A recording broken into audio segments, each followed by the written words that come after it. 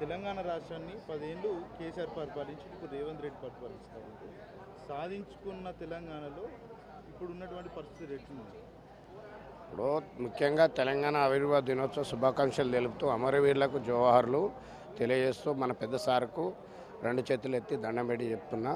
వారు స్ఫూర్తితోనే వారు చైతన్యవంతం చేస్తేనే మేమంతా వారి తయారు చేసిన సైనికులుగా చెప్తున్నా. 2001 నుంచి ఉద్యమకారుని, అదేవిధంగా బీఆర్ఎస్ పార్టీలో సీనియర్ కార్యకర్తగా చెప్తున్నా. త్వరలో ఇప్పుడు తెలంగాణ ఉద్యమం ఎంత కష్టపడి ఎంత ఇది కొట్లాడి తెచ్చుకున్నామో అదే విధంగా మళ్ళా తెలంగాణ రాష్ట్ర ప్రజానికాని కానీ, తెలంగాణ రాష్ట్రాన్ని కానీ, తెలంగాణ రాష్ట్ర సంపాదన కానీ, తెలంగాణ రాష్ట్ర అన్ని విధాలుగా అన్ని వర్గాలని కాపాడుకునే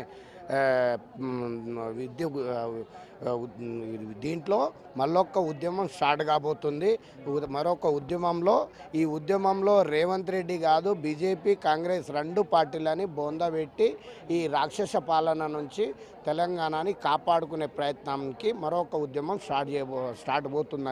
కాబోతుందని చెప్పేసి తెలియజేస్తున్నా.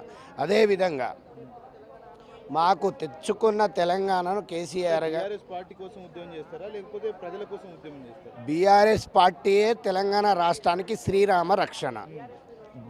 బీఆర్ఎస్ పార్టీయే తెలంగాణ రాష్ట్రానికి రాబోయే రోజుల్లో మన భారతదేశానికి కూడా శ్రీరామ రక్షణ అని చెప్పేసి తెలియజేయక తప్పదు. ఈ మాట ఎందుకు చెప్తున్నా అంటే, బేటీ పడావ్ బేటీ బచావ్ అని చెప్పేసి నరేంద్ర మోడీ అన్నాడు. నరేంద్ర మోడీకి పెళ్ళి అయిందా అన్న? అయిందా? ఎంతమంది పిల్లలు లేరు? ఎందుకు లేరు? వ్యక్తిగతం అంటే భార్య ఉందా, ఆయనతోనే కాపురం చేస్తుందా? లేదు. అలాంటి వాళ్ళని ప్రైమ్ మినిస్టర్ సీట్లో కూర్చోబెడితే